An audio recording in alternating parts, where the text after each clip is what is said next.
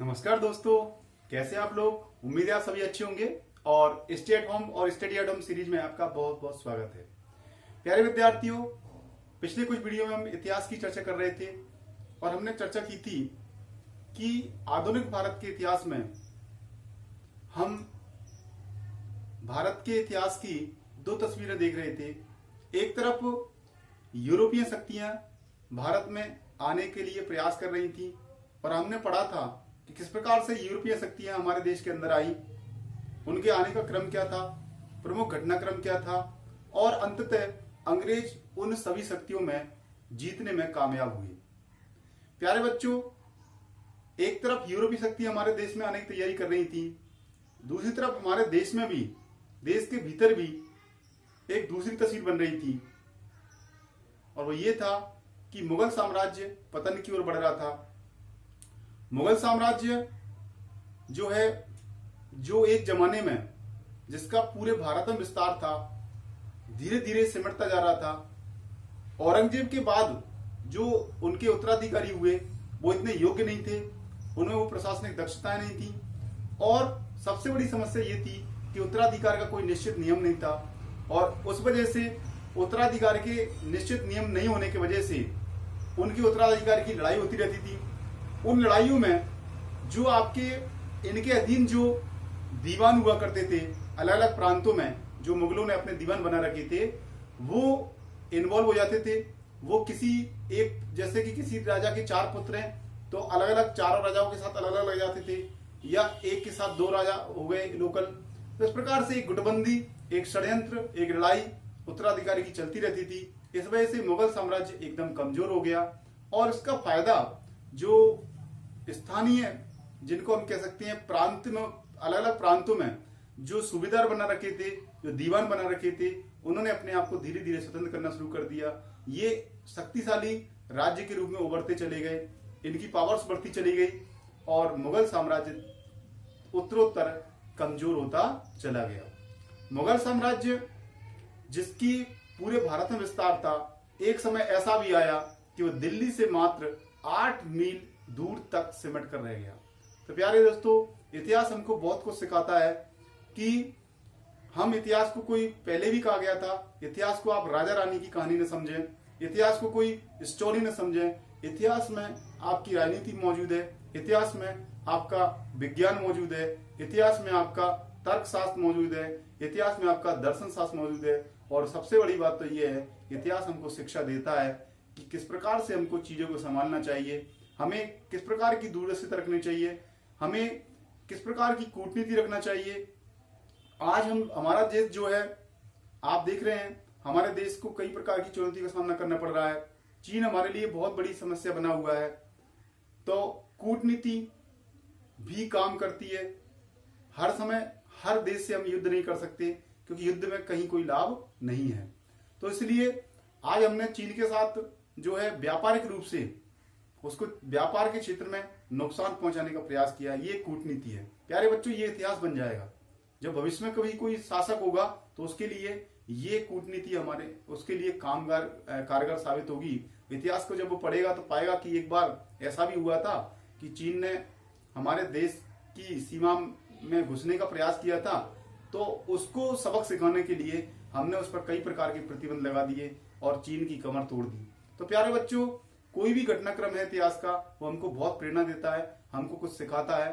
तो इसी प्रकार से हम भी यहाँ सीखेंगे कि जो घटनाक्रम हुए हैं वो हमारे लिए सबक है, हमारे लिए सीखने की बात है, ताकि भविष्य में आप कोई प्रशासक बनते हैं, भविष्य में आप कोई शिक्षक बनते हैं, आप किसी भी क्षेत्र में कार्य करेंगे, इतिहास आपको सिखाएगा, इतिहास आपको प्रेरणा देता रहेगा। तो आइए दोस्तों, आज का हम अपना वीडियो शुरू करते हैं। आपका वीडियो है आधुनिक भारत का इतिहास, दूसरी तस्वीर। देखिए, बोर्ड पर आपके इंडिया का मैप बना हुआ है प्यारे दोस्तों, और यहाँ पर इस मैप में देखिए, इस मैप में आपको शो किया गया है कि जब 18वीं शताब्दी की शुरुआत थी, तो 18वीं शताब्दी की शुरुआत में जो देश थे, जो हमारा देश था, उसमें विशेषकर देखिए आप अलग अलग एरिया दे रखा है। यहाँ पर बीचों बीच जाके देखिए, आप यहाँ पर देखिए, ये आपका जो गुजरात से लेकर के और इधर आपका थोड़ा सा दक्षिणी राजस्थान तो नहीं, गुजरात से लेकर के मध्य प्रदेश और मध्य प्रदेश से लेकर के आपके छत्तीसगढ़ और आपका उड़ीसा, ये सब एरिया जो है पूरा मिलाकर के ये मराठा साम्राज्य हुआ करता था प्यारे बच्चों। इस मराठा साम्राज्य सबसे शक्तिशाली साम्राज्य था ये। एक आप देखिए थोड़ा सा नीचे की तरफ मराठा साम्राज्य से दक्षिण की तरफ सीमा लगी हुई है हैदराबाद की। अब देखिए प्यारे बच्चों, हैदराबाद जो है एक रियासत हुआ करती थी। हैदराबाद जो है आज आंध्र प्रदेश की राजधानी है, लेकिन उस जमाने में हैदराबाद एक पूरा प्रांत था, उसको हैदराबाद ही कहा जाता था और वहां पर निजाम शासन करता था। वो भी आप देखेंगे उसकी स्टोरी। इधर आप उससे थोड़ा सा नीचे की तरफ आते हैं तो यहाँ पर देखिए मैसूर है, इसकी भी एक स्टोरी है, मैसूर की एक स्टोरी हम पढ़ने जा रहे हैं। इसके अलावा प्यारे बच्चों इधर देखिए यहाँ पर बहुत इंपोर्टेंट, बहुत महत्व रखता है बंगाल। भारत के इतिहास में बहुत ज्यादा महत्व रखता है बंगाल, तो ये भी हम इसको भी हम पढ़ेंगे। इसके अलावा आप इधर देखिए, आप जो मुगल है वो दिल्ली के आसपास ही सिमट कर रह गए हैं। इधर आपका अवध है जिसके बारे में पढ़ेंगे, और इधर से उसी से लगा हुआ रुहेलखंड भी है, उसके बारे में हम पढ़ने का प्रयास करेंगे। तो प्यारे बच्चों पहले तो आपको ये समझना चाहिए कि कौन कौन सी ऐसे प्रांत थे जहां पर शक्ति उभर कर आई, और वो क्या नाम से मुगलों के लिए भी चुनौती बनी। और चुनौती तो क्या, मुगलों से उन्होंने अपनी स्वतंत्रता हासिल कर ली और अपना डेवलपमेंट तेजी से किया। और इधर आप जो राजस्थान है उसमें देखिए आप जयपुर है, ये जयपुर रियासत, आपकी जोधपुर रियासत, अजमेर का क्षेत्र है, इनमें भी थोड़े इन्होंने अपने आप को स्वतंत्र करना शुरू कर दिया। और फिर आगे का इतिहास जो है आप जानते हैं कि पावरफुल व्यक्ति से टकराता है। क्योंकि अंग्रेजों का उद्देश्य भारत में अंग्रेजी साम्राज्य का विस्तार करना था, तो फिर इन्हीं लोगों से उनका संघर्ष होने वाला है। लेकिन इससे पहले कि अंग्रेजों की हम बात करें, इससे पहले हम ये समझना जरूरी है कि मुगल साम्राज्य के पतन की ओर जब वो बढ़ रहा था, तब इन राज्यों ने किस प्रकार से अपना डेवलपमेंट किया। तो सबसे पहले हम लेते हैं मराठा। प्यारे बच्चों, मराठा को लेने का एक सबसे बड़ा रीजन ये है कि आपको ये समझ लेना बहुत जरूरी है कि मुगल साम्राज्य के पतन की ओर बढ़ने के दौरान अगर कोई पावर और अगर कोई शक्ति, अगर कोई राज्य सबसे ज्यादा तेजी से बढ़ा, सबसे ज्यादा पावरफुल बना, वो थे मराठा। प्यारे बच्चों, मराठा नाम से आप समझ गए हैं इनका डेवलपमेंट महाराष्ट्र में हुआ था। प्यारे बच्चों, महाराष्ट्र और मराठा नाम लेते ही आपके दिमाग में तुरंत हमारे देश के बहुत वीर योद्धा और स्वतंत्रता के प्रेरणा स्रोत, हमारे देश का स्वतंत्रता आंदोलन जो चला था उनके लिए प्रेरणा स्रोत रहे हमारे जो आपके बाल गंगाधर तिलक हैं, उन्होंने उनके नाम पर एक उत्सव भी प्रारंभ किया था। प्यारे दोस्तों, अब तो आप समझ ही गए होंगे हम बात कर रहे हैं वीर शिवाजी की। वीर शिवाजी की गाथाएं आपने खूब सुनी है, हम सबके लिए प्रेरणा स्रोत हैं। प्यारे बच्चों, वास्तव में जब उनकी जीवनी पढ़ते हैं, उनके व्यक्तित्व को पढ़ते हैं, तो लगता है कि एक कितना उनमें अदम्य साहस था, कितने बड़े वो योद्धा थे, और उनकी सकारात्मक सोच कितनी थी। एक छोटी सी रियासत में रहने वाले एक छोटा सा बच्चा जो है, उसकी कितनी महत्वाकांक्षा रहती है, कितना वो संघर्ष करता है आजादी के लिए, और उन्होंने मुगलों से कभी हार नहीं मानी, वो लगातार संघर्ष करते रहे।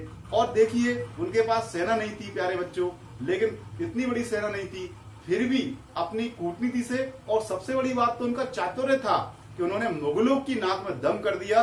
जब तक उनका शासन रहा, जब तक वो जीवित रहे प्यारे दोस्तों, मुगलों के लिए सिरदर्द बने रहे। औरंगजेब कितना शक्तिशाली था, लेकिन वो भी उन पर पार नहीं पा पाया। आखिरकार उसको अपने कदम पीछे हटाने पड़े, और शिवाजी के जीते जी मराठों का बहुत दबदबा रहा। प्यारे बच्चों, जब शिवाजी की मृत्यु हो गई, इसके बाद औरंगजेब ने क्या किया कि जो उनका पुत्र था संभाजी, उसको उन्होंने जो है मरवा दिया, उनके जो एक सूबेदार था उससे मरवा दिया, और संभाजी का जो पुत्र था साहू, उसको कैद कर लिया गया। प्यारे बच्चों, अब यहां पर ये स्थिति हो गई कि अब शासन कौन करे। तो शिवाजी के जो एक और दूसरा पुत्र था राजाराम, जिसको वो उत्तराधिकारी बनाना चाहते थे, लेकिन संभाजी ने चूंकि विद्रोह कर दिया था, तो इसके बाद जो है राजाराम शासक बना। संभाजी को कैद करने के बाद, संभाजी शासक बना था, क्षमा करें मुझे, संभाजी शासक बना था। शिवाजी की इच्छा नहीं थी, वो राजाराम को शासक बनाना चाहते थे, लेकिन संभाजी शासक बन गया। लेकिन संभाजी को औरंगजेब ने मरवा दिया, और उसके पुत्र और पत्नी जो थी येलसुबाई, उनको भी कैद कर लिया और उनके पुत्र साहू को भी कैद कर लिया। इसके कैद करने के बाद शिवाजी की जो दूसरा पुत्र था राजाराम, उसकी पत्नी ताराबाई ने, पहले राजाराम का शासन रहा 8 वर्ष तक, और चूंकि वो राजाराम बहुत ही कमजोर साबित हुआ, वो अपने स्थान को बदलता रहा, बार बार एक स्थान से दूसरे स्थान पर जाता रहा और एक जगह पर वो रहा नहीं। और कुल मिला के हम कह सकते हैं कि शिवाजी के जो विरासत थी उसको संभालने में वो असफल रहा। और इसके बाद उसकी मृत्यु के बाद, राजाराम की मृत्यु के बाद, उनकी पत्नी ताराबाई शासक बनी। प्यारे बच्चों, ताराबाई का एक अपना इतिहास है।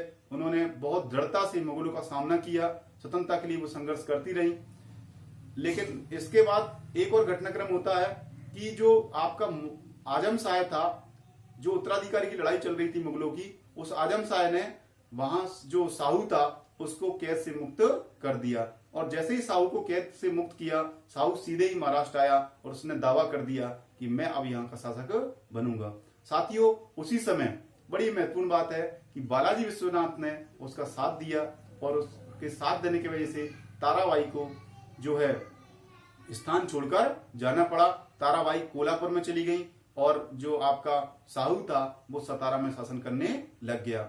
और चूंकि बालाजी विश्वनाथ ने उसका बहुत अधिक साथ दिया था, तो प्यारे बच्चों, साहू ने उसको पेशवा बना दिया और वहां से पेशवा का पद बहुत ज्यादा महत्वपूर्ण हो गया। और जो शासक हुआ करता था, जो छत्रपति होता था, वो नाम मात्र का रह गया और पेशवा डिसीजन मेकर बन गया। तो सबसे पहला पेशवा तो पहले भी हुआ करते थे। प्यारे बच्चों, आपने अष्टप्रधान पढ़ा है, शिवाजी के अष्टप्रधान हुआ करते थे, यानी 8 प्रमुख उनके पदाधिकारी होते थे, उसमें पेशवा का भी पद था। तो पेशवा पद तो महत्वपूर्ण था, लेकिन अब पेशवा पूरी तरह से डिसीजन मेकर बन गया, राजा नाम मात्र का रह गया था।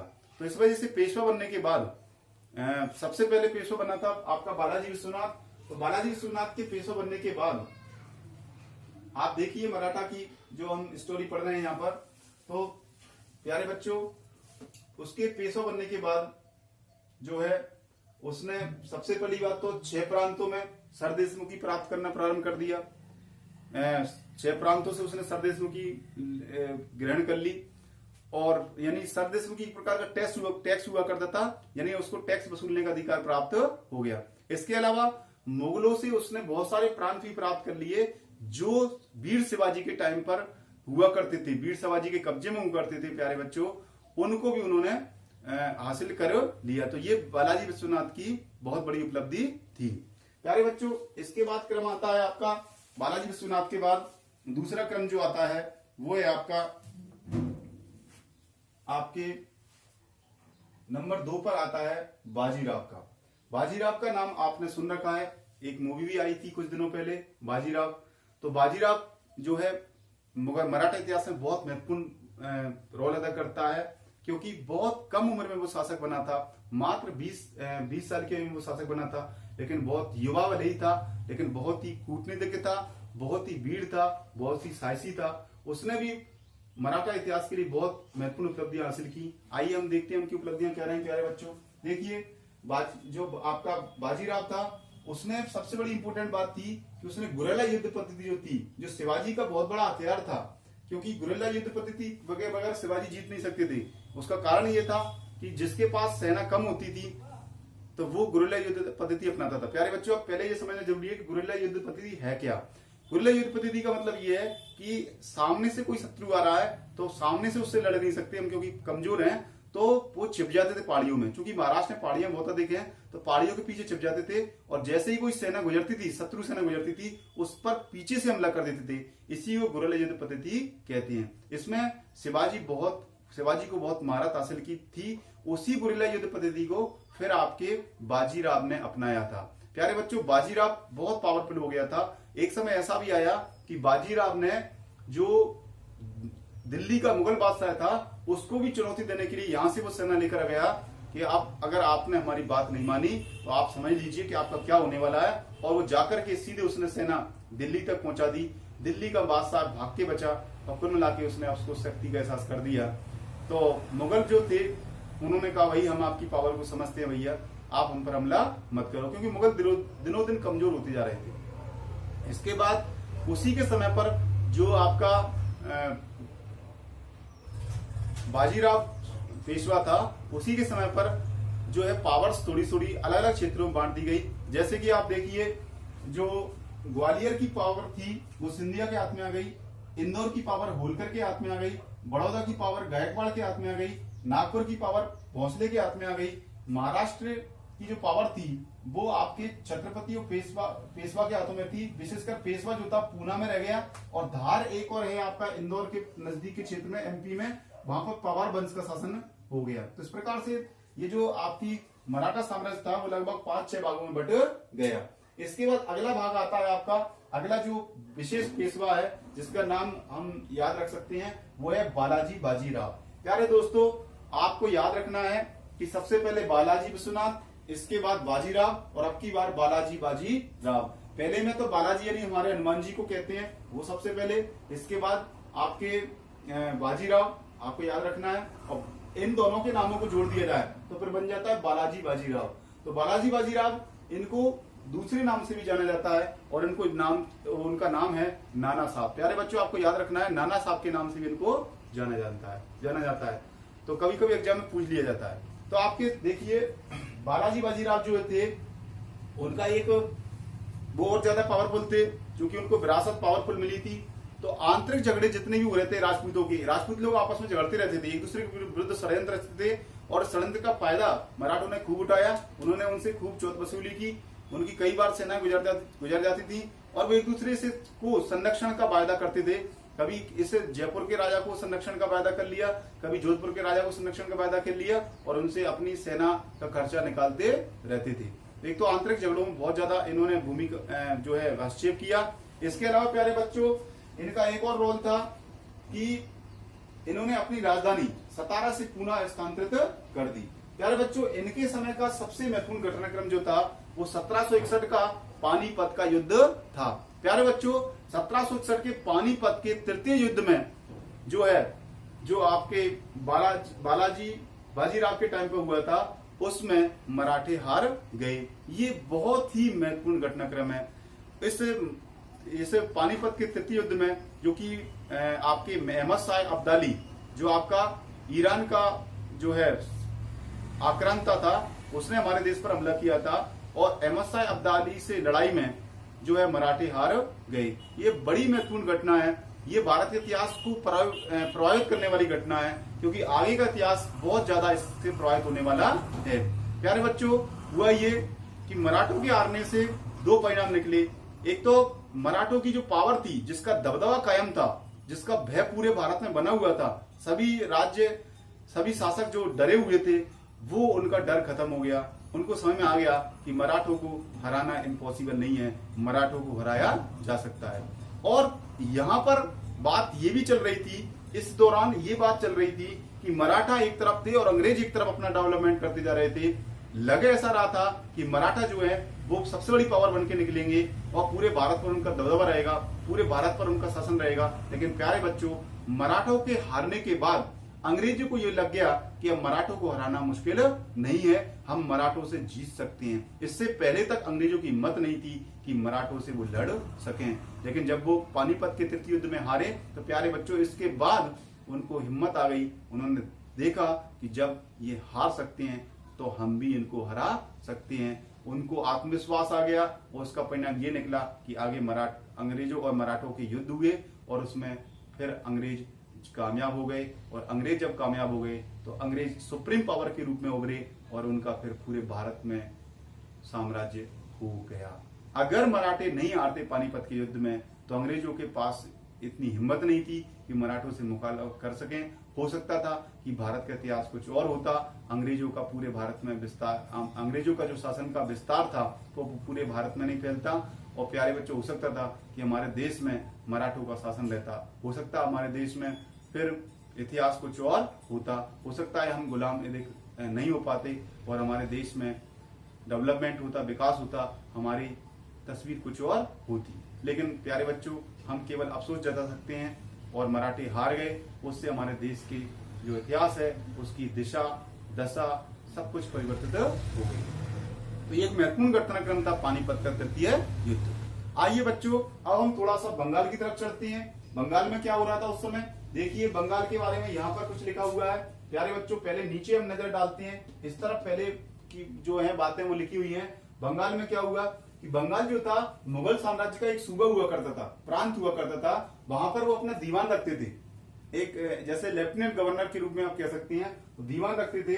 तो वहां पर क्या हुआ कि औरंगजेब के समय पर मुर्शीद कुली खां इसको इसको दीवान बनाया गया था औरंगजेब के द्वारा, और इसके बाद वो सूबेदार बन गया। और इसके बाद 1717 में मुगल सम्राट फर्रुखसियर ने फिर उसको अपना सूबेदार बनाया। किसको? मुर्शीद कुली खां को। ध्यान दीजिए, मुर्शीद कुली खां से ही बंगाल की शुरुआत हो रही है। इसके बाद देखिए 1727 में सुजाउद्दीन जो था वो वहां का नवाब बना। कहां का नवाब बना? ये आपके बंगाल का नवाब बना। प्यारे बच्चों, इसके बाद धीरे धीरे पावर बढ़ती जा रही है बंगाल के नवाब की, और इधर आप देखते जा रहे हो कि इधर आप जितनी जितनी पावर इन लोगों की बढ़ती जा रही है उतनी ही पावर मुगल सम्राट की कम होती जा रही है। और इसके बाद मुगल सम्राट जो था बादशाह मोहम्मद शाह ने क्या किया कि बिहार का कार्य भी उसको दे दिया, क्योंकि बंगाल तो उनके पास था ही, साथ में ये जो बिहार का इलाका लगा हुआ था ये इलाका भी शासन करने के लिए किसको दे दिया? ये दे दिया आपके बंगाल के नवाब को। तो अब इनका साम्राज्य थोड़ा सा बढ़ गया है। आयो इसके बाद सुजाउद्दीन के बाद सरफराज नवाब बना, और सरफराज जो था उसकी बगावत जो है अलीवर्दी खान ने कर दी, उसके विरुद्ध बगावत कर दी अलीवर्दी खान ने। और अलीवर्दी खान ने सरफराज को, जो शासक बनने वाला था, नवाब बनने वाला था बंगाल का, उसको घेरिया के युद्ध में, किसमें? घेरिया के युद्ध में हरा दिया। और घेरिया के युद्ध में हराने के बाद अलीवर्दी खान जो था वो नवाब बन गया। अलीवर्दी खान बहुत ही योग्य व्यक्ति था। उसने प्रशासनिक सुधार किए, काफी कृषि संबंधी सुधार किए। उसका ये विचार था कि अर्थव्यवस्था यदि मजबूत होगी तो मेरा राज्य निश्चित रूप से मजबूत होगा। वो बहुत दूरदर्शी व्यक्ति था। उसका ये कहना था कि यूरोपीय शक्तियां जो हैं वो मधुमक्खी के समान है। उसका ये कथन था कि यूरोपीय शक्तियां जो हैं वो मधुमक्खी के समान है, इनको यदि हम छेड़ेंगे नहीं तो ये हमको शहद देंगी, और यदि हमने इनको छेड़ दिया तो ये काट काट के मार डालेंगी। ये कथन था इंपोर्टेंट, विद्यार्थियों आपको याद रखना है, कभी कभी एग्जाम में पूछ भी लिया जाता है। देखो ये दूरदर्शिता, ये कूटनीति, ये राजनीति, ये अर्थशास्त्र, यही तो उनको समझना है। तो प्यारे बच्चों, ये जो अलीवर्दी खान था उसने ये कहा था कि यूरोपीय शक्तियां जो हैं वो मधुमक्खी के समान है। ये मधुमक्खियां जो हैं अगर इनको हम छेड़ेंगे नहीं तो ये हमको शहद देंगी, और यदि हमने इनको छेड़ दिया तो ये हमको काट काट के मार डालेंगी। उनका इशारा फ्रांसीसी कंपनी, उनका इशारा अंग्रेजी कंपनी की तरफ था कि भाई इन लोगों को डिस्टर्ब मत करो, ये हमको कुछ न कुछ व्यापारिक लाभ दे सकती हैं। यदि हमने इनको हमारे आंतरिक मामलों में हस्तक्षेप करवाया तो निश्चित रूप से ये हमारे लिए नुकसानदायक हो जाएंगी। अलीवर्दी खान का ये विचार जो था, आगे देखोगे बच्चों कि किस प्रकार की उनकी दूरदर्शी सोच थी और सही सोच थी। आगे जो उत्तरवर्ती शासक थे उन्होंने इस बात पर ध्यान नहीं दिया, वो उनके कामों में इन्वॉल्व हो गए, और परिणाम ये निकला कि धीरे धीरे विदेशी शक्तियां हमारे देश में हावी होती चली गई और अंग्रेज हमारे देश में अपने साम्राज्य को बढ़ाते चले गए। तो देखिए यार दूरदर्शिता दिखाई जा रही है अलीवर्दी खान की उस स्टेटमेंट के माध्यम से। फिर देखिए अलीवर्दी खान के सामने चुनौती ये थी कि बिहार में अफगानों का भी विद्रोह चल रहा था, और इधर मराठे भी उनको चुनौती दे रहे थे। आपको पता है मराठा बहुत बड़ा प्रांत था, बहुत बड़ी पावर थी उस समय, तो मराठा उसके लिए चुनौती बन रहे थे। तो उसने सोचा, क्योंकि उनके बगल में ही लगा हुआ था, उसने कहा भाई ठीक है आप परेशान मत करो भाई, मुझे अपना शासन करने दो। तो उन्होंने 12 लाख रुपए देना तय कर लिया मराठों को, और बिहार के अफगानों का विद्रोह जो था वो उसको भी शांत करने का प्रयास किया। अलीवर्दी खान एक बहुत योग्य व्यक्ति था, लेकिन वो ज्यादा समय तक शासन नहीं कर पाया, और ये हमारे बंगाल के लिए बहुत दुर्भाग्य की बात थी। और इसके बाद सिराजुद्दौला नवाब बना। प्यारे बच्चों, सिराजुद्दौला भी योग्य व्यक्ति था, वो भी बहुत समझदार व्यक्ति था, और वो अपने प्रशासन को बहुत अच्छे तरीके से चलाना चाहता था। लेकिन बड़ा दुर्भाग्य की बात है कि उसके खिलाफ उसकी मौसी घसीटी बेगम, पूर्णिया का शौकतगंज जो है, और सेठ अमीरचंद जो था, जो है दुर्लभ राय, ये दीवान दुर्लभ राय, ये सब लोग उसके खिलाफ षड्यंत्र रच रहे थे, और षड्यंत्र के वजह से ही वो सब लोग अंग्रेजों से मिल गए थे। और उसका परिणाम ये निकला कि फिर 1757 में सिराजुद्दौला जो था प्लासी के युद्ध में हार गया। अब देखिए जिसका सेनापति अंग्रेजों से मिला हुआ हो, उसका सेनापति जो था मीर जाफर, वो भी के नाम से अंग्रेजों से मिल गया था। इसलिए 1757 में प्लासी के युद्ध में उसकी जो है हार हो गई। प्यारे बच्चों, प्लासी के युद्ध का एक मुख्य कारण ये था कि वैसे तो अंग्रेज जो थे वो आप जानते हैं कि कारण ढूंढ रहे थे, वो मात्र कारण ढूंढते थे किसी भी राजा से लड़ने के लिए, वजह कुछ भी हो, छोटी मोटी वजह ढूंढ लेते थे। वैसे तो उनका उद्देश्य भारत में अपने स्वार्थ के लिए अंग्रेजी साम्राज्य का विस्तार करना था। तो प्यारे बच्चों, एक ब्लैक होल की घटना हुई। एक क्या नाम से बताते हैं इतिहासकार, होलबेल ने अपने इतिहास में वर्णन किया है, होलबेल नाम के इतिहासकार ने वर्णन किया है कि एक कोई काल कोठरी में अंग्रेजों को इन्होंने कैद करवा दिया। उसमें लगभग 146 अंग्रेज थे, जिसमें से 23 अंग्रेज मारे गए थे, ऐसा बताया जाता है। उस ब्लैक होल की घटना से नाराज होकर के फिर अंग्रेजों ने यहाँ पर हमला कर दिया, लड़ाई हुई, प्लासी का युद्ध हुआ। प्यारे बच्चों, जून 1757 में प्लासी का युद्ध हुआ और प्लासी के युद्ध में जो है सिराजुद्दौला की हार हो गई। क्योंकि मीर जाफर पहले से मिला हुआ था, मीर जाफर को अंग्रेजों ने फिर वहां का नवाब बना दिया, क्योंकि वो चाहते थे कि ये कठपुतली नवाब बन जाए। लेकिन प्यारे बच्चों, महत्वाकांक्षा कभी किसी व्यक्ति की समाप्त नहीं होती। मीर जाफर तो बस केवल नवाब बनना चाह रहा था और अपने हिसाब से चलना चाह रहा था, लेकिन चूंकि अंग्रेजों का विचार ये था कि ये हमारी कठपुतली यानी हमारे इशारों पर नाचे, लेकिन मीर जाफर ने इशारों पर नाचना बंद कर दिया। तो फिर इसके बाद फिर बक्सर का युद्ध हुआ। मीर जाफर के स्थान पर उन्होंने मीर कासिम को शासक बना दिया और ये इस उद्देश्य से बनाया था कि भाई मीर कासिम जो है हमारी बात मानेगा, हमारे अनुसार चलेगा। लेकिन प्यारे बच्चों, मीर कासिम ने भी अंग्रेजों की बात मानना बंद कर दिया और परिणाम ये हुआ कि फिर 1764 में बक्सर का युद्ध हुआ और बक्सर के युद्ध में मीर कासिम जो था वो हार गया। अवध के नवाब शुजा-उद-दौला ने भी इसकी मदद की थी, वो भी हार गया और इनको फिर बाद में संधि करनी पड़ी।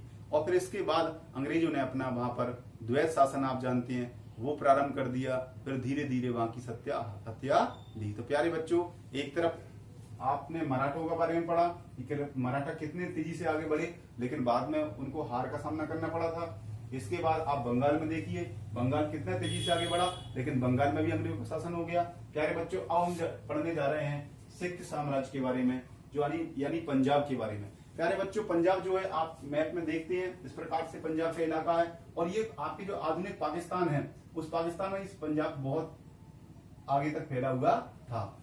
तो देखिए प्यारे बच्चों, पंजाब की कहानी पढ़ लेते हैं। पंजाब में क्या हुआ कि गुरु नानक जो थे, आपको सभी जानते हैं, गुरु नानक ने सिख धर्म की स्थापना की थी। प्यारे बच्चों, गुरु नानक जो थे वो एक दार्शनिक व्यक्ति थे, धार्मिक व्यक्ति थे और उन्होंने धर्म की शिक्षा दी थी, एक नए धर्म की स्थापना की, सिख धर्म की स्थापना की। लेकिन उसमें फिर क्रमानुसार आप इतिहास में पढ़ेंगे, मध्यकालीन भारत के इतिहास में, कि 10 गुरु हुए। 10वें जो गुरु थे, अंतिम गुरु जो थे गुरु गोविंद सिंह, उनके टाइम पर फिर क्या नाम से उन्होंने खालसा पंथ की स्थापना कर दी और सिख धर्म को एक सैनिक शक्ति के रूप में भी उभारना प्रारंभ किया और उन्होंने सिखों को सैनिक के रूप में प्रशिक्षण देना प्रारंभ कर दिया। और उन्होंने कहा कि आप 5 ककार अपने पास अवश्य रखेंगे। वो 5 ककार थे, आपको मालूम है बच्चों कैसे प्रारंभ होते हैं। देखिए, केस, कृपाण, कंगा, कच्छा और कड़ा। ध्यान दीजिए, दोबारा से देख लीजिए।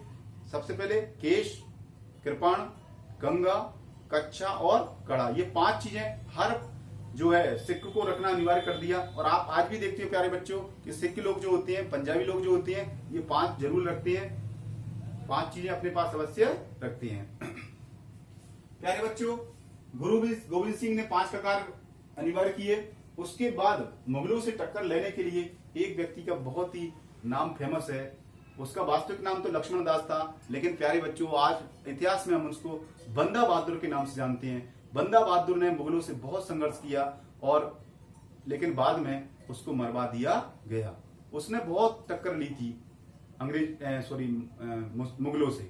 इसके बाद देखिए, बंदा बहादुर के बाद इतिहास में नाम आता है जो है पंजाब प्रांत था, वो 12 मिसलों में परिवर्तित हो गया। जो है जस्सा सिंह अहुलवालिया के टाइम पर इन्होंने 12 मिसलों को एक संगठित रूप दिया, एक उनका यूनियन बना लिया और कहा कि ये कमेटी जो है वो पूरा संचालन करेगी पंजाब प्रांत का। और कमेटी की सुरक्षा के कमेटी के पास एक सुरक्षा प्रबंधन समिति होगी, उसमें सेना रहेगी और उसके पैसे की व्यवस्था, उसके खर्चे की व्यवस्था जो है वो राजस्व वसूल की जाएगी। जस्सा सिंह अहुलवालिया के टाइम पर ये 12 मिसलों की एक गठन बना, एक संगठन बना। 12 मिसलों में एक मिसल और थी सुरचुकिया मिसल। प्यारे बच्चों, इस सुरचुकिया मिसल को आपको याद रखना है। ये संबंध रखती है रणजीत सिंह से। प्यारे बच्चों, रणजीत सिंह जो था बहुत ही प्रतापी, बहुत ही योग्य व्यक्ति था। आपके सिख साम्राज्य में सबसे ज्यादा जिस व्यक्ति का नाम हम याद रख सकते हैं, इतिहास में नाम रख सकते हैं, वो है लाहौर के शासक रणजीत सिंह। अरे बच्चों, रणजीत सिंह पर दूरदर्शन पर एक बहुत अच्छा सीरियल आया था। यदि आपको कभी समय मिलता है तो आप जरूर देखें। रणजीत सिंह वास्तव में बहुत ही योद्धा थे, बहुत ही वीर थे और साथ ही साथ कूटनीतिज्ञ और दूरदर्शी थे। उनको मालूम था कि हमको क्या करना चाहिए और क्या नहीं करना चाहिए। प्यारे बच्चों, उन्होंने मुगलों से जो है उस समय जो अफगान सेना आया करती थी उनसे उन्होंने ज्यादा संघर्ष नहीं किया और इसके अलावा शांतिपूर्वक अपने शासन को चलाने का प्रयास किया। उन्होंने भू राजस्व व्यवस्था और जो आपकी राजस्व व्यवस्था थी उसको ठीक करने का प्रयास किया।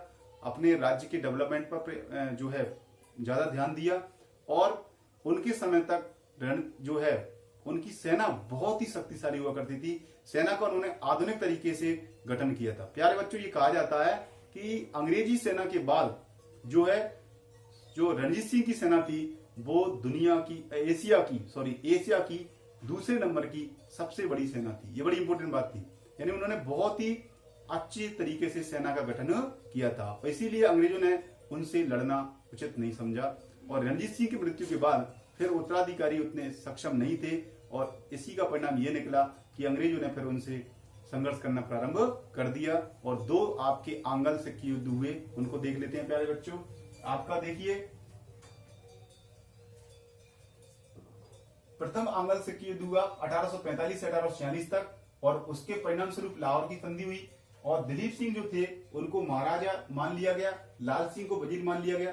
दिलीप बहुत ही अल्पवयस्क थे, इसलिए अंग्रेजों ने फिर 1846 में भेरोवाल की संधि की और उसने ये कहा कि दिलीप चूंकि अल्पवयस्क हैं, मतलब छोटे हैं, शासन करने में सक्षम नहीं है, इसलिए इनके संरक्षण के लिए, इनकी सुरक्षा के लिए हमारी सेना यहाँ पर पंजाब में रहेगी। प्यारे बच्चों, देखिए अंग्रेजों की पॉलिसी हुआ करती थी कि किसी न किसी तरीके से हमारा इसमें षड्यंत्र चलता रहे, हमारा हस्तक्षेप होता रहे और उन्होंने परिणाम ये किया कि उन्होंने ये शर्त रख दी कि ये जो हमारी सेना है वो यहीं पर रहेगी, शासन हम करेंगे, क्योंकि अभी दिलीप सिंह जो है अल्पवयस्क हैं, वो शासन नहीं कर सकती। तो प्यारे बच्चों, हुआ ये कि वो यहाँ पर टिक गए और अंग्रेजी रेजिडेंट को यहाँ पर शासन करने का मौका मिल गया। और फिर आगे की कहानी आपको मालूम है कि दिलीप सिंह के बाद उन्होंने फिर क्या नाम से उनको लंदन जो है वो पढ़ने के लिए भेजा और आगे घटनाक्रम आप अच्छी तरह से जानते हैं। कुल मिलाकर के धीरे धीरे करके पंजाब को भी अंग्रेजों ने अपने कब्जे में ले लिया। प्यारे बच्चों, हम अभी मराठा की यानी महाराष्ट्र की चर्चा कर चुके हैं, हम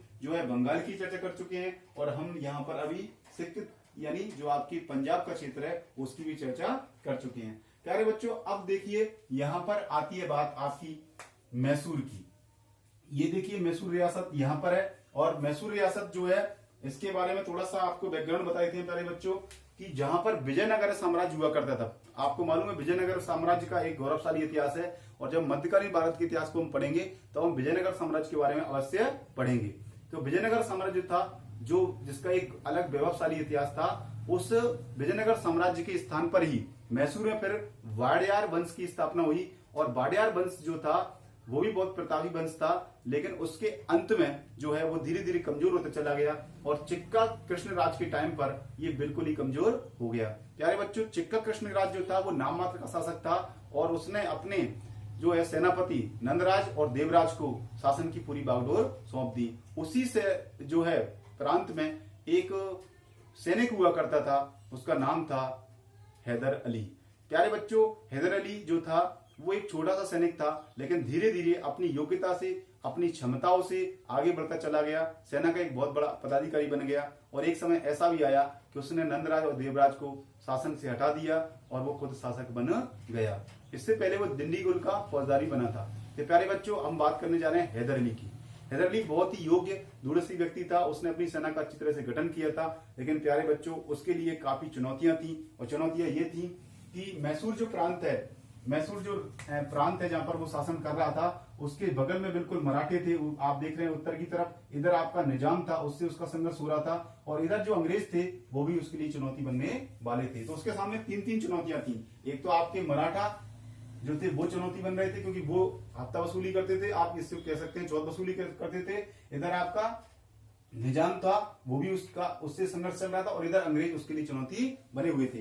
क्योंकि आप जानते हैं प्यारे बच्चों के अंग्रेज बहुत चतुर थे, वो ये देख रहे थे कि इनके आपस में संघर्ष चल रहे हैं, तो वो क्या करते थे कि एक किसी राजा के साथ हो लिए और दूसरे राजा के खिलाफ संधि कर ली, फिर दूसरे राजा से ही मिल गए और पहले राजा के खिलाफ संधि कर ली, यानी दोनों के साथ हो लिए, दोनों को विश्वास दिला दिया कि हम तुम्हारे साथ हैं, और जब मौका लगा तब एक के साथ हो गए।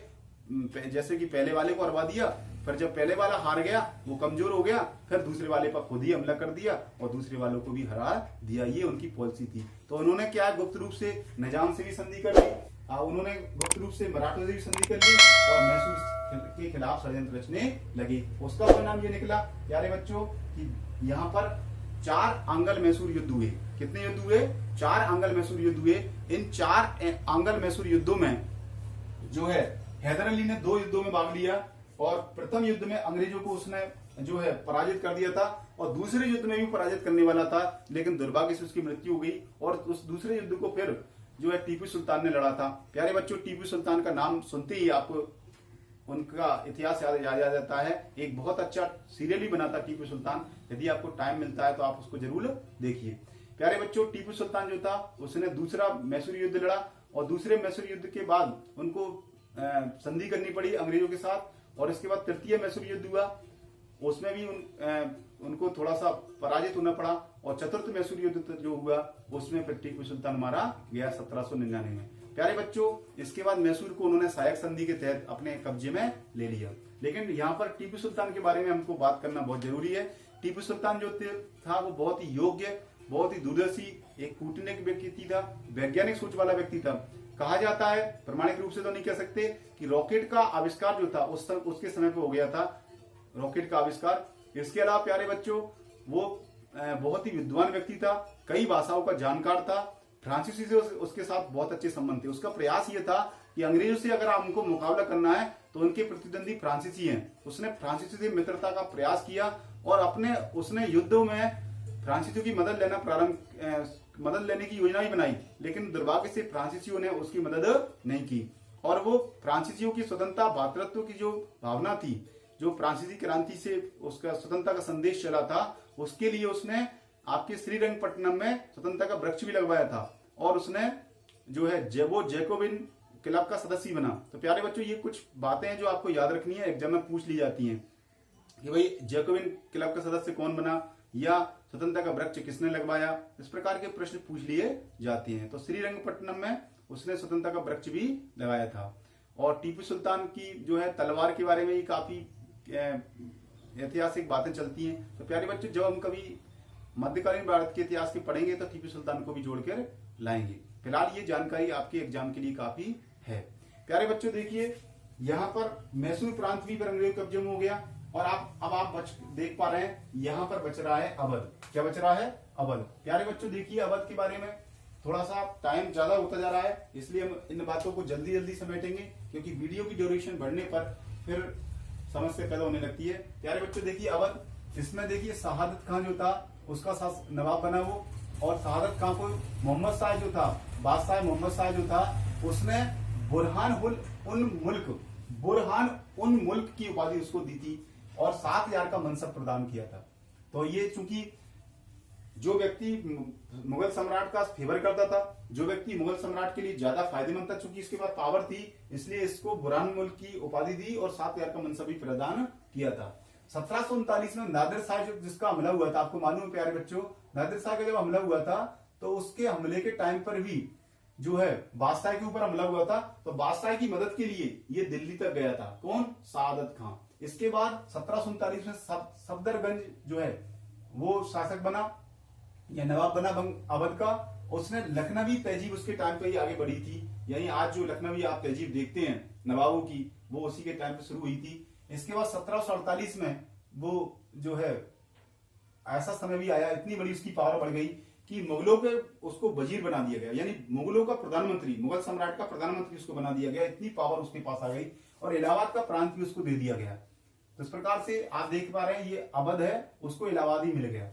इसके बाद पानीपत के युद्ध में, पानीपत का जो आपका युद्ध हुआ था उसमें अहमद शाह अब्दाली को उसने साथ दिया। यहां देखिए मराठों के खिलाफ अहमद शाह अब्दाली आया था भारत में, उसके समय पर इसने जो है किसका साथ दिया, इसने आपके नादिर जो आपका अहमद शाह अब्दाली था उसका साथ दिया। प्यारे दोस्तों, जो विदेशी आक्रांता था उसका साथ दिया, मराठों का साथ नहीं दिया। यहीं पर आप देख लीजिए कि यदि वो मराठों का साथ देता तो विदेशी आक्रांता हमारे देश में कामयाब नहीं होते, मराठे हारते नहीं, और प्यारे बच्चों मराठे नहीं हारते तो हमारे देश का इतिहास कुछ और होता। तो ये घटनाएं हमको कुछ सबक सिखाती हैं, ये घटनाएं हमको कुछ सिखाती हैं, तो हमको ये इतिहास में यही सीखना है।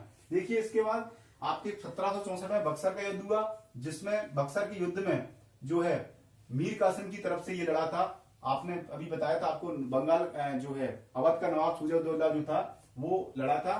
और इसके बाद इसका उत्तरवर्ती जो था आसफुद्दौला, उसने फैजाबाद में जो है फैजाबाद से वो अपनी राजधानी लखनऊ की तरफ ले गया। प्यारे बच्चों, जो है आसफुद्दौला जो उसका शुजा-उद-दौला का उत्तरावर्ती शासक था या बाद में बनने वाला नवाब था, वो क्या नाम से अपनी राजधानी फैजाबाद से लखनऊ ले गया। प्यारे बच्चों, लखनऊ में राजधानी के बाद फिर आपका आगे का इतिहास आपको थोड़ा सा मालूम है, आपने पढ़ा रखा है कि इसके बाद के नाम से नवाब जो था वाजिद अली शाह बना। और प्यारे बच्चों, उस पर कुशासन का आरोप लगाकर उसके राज्य को डलहौजी ने हड़प लिया था। फिर आपको मालूम है कि वहां पर जो है बेगम हजरत महल ने विद्रोह किया था, 1857 की क्रांति में भाग लिया था। यहां तक ये इतिहास रहता है। प्यारे बच्चों, हमने अवध का भी इतिहास पढ़ लिया। इस प्रकार से आज हमने जो है ये महाराष्ट्र यानी मराठा इतिहास, आपके मैसूर का इतिहास, आपके हैदराबाद का जो निजाम है उसके जो इतिहास है उसको हम अगले वीडियो में पढ़ेंगे। और इसके अलावा बंगाल का इतिहास हमने पढ़ लिया है, और इसके अलावा हमने अवध का इतिहास पढ़ लिया है। प्यारे बच्चों, हमने प्रयास किया कि आपको इन जानकारियों को एकत्रित किया जाए, एकजाही किया जाए। तो इस प्रयास में थोड़ा हमने जल्दबाजी की है। प्यारे बच्चों, यदि आपको फिर भी जल्दबाजी में कभी कुछ गलत फैक्ट निकल जाते हैं तो आप उनको प्लीज माइंड ना करें, आप उनको चेक कर लें अपनी बुक से और कंसल्ट कर लें। फिर भी यदि आपको कोई प्रॉब्लम लगती है तो आप कमेंट सेक्शन में क्वेश्चन डाल सकते हैं, हम उनका जवाब देंगे। प्यारे बच्चों, उम्मीद है आपको ये वीडियो पसंद आएगा। यदि आपको हमारे वीडियो अच्छे लग रहे हैं तो प्लीज इनको लाइक कीजिए, शेयर कीजिए, हमारे चैनल को सब्सक्राइब कीजिए और बेल आइकन को दबाना मत भूलिए, जिससे कि नई वीडियो की नोटिफिकेशन आपको तुरंत प्राप्त हो जाए। Have a nice day. Thank you very much.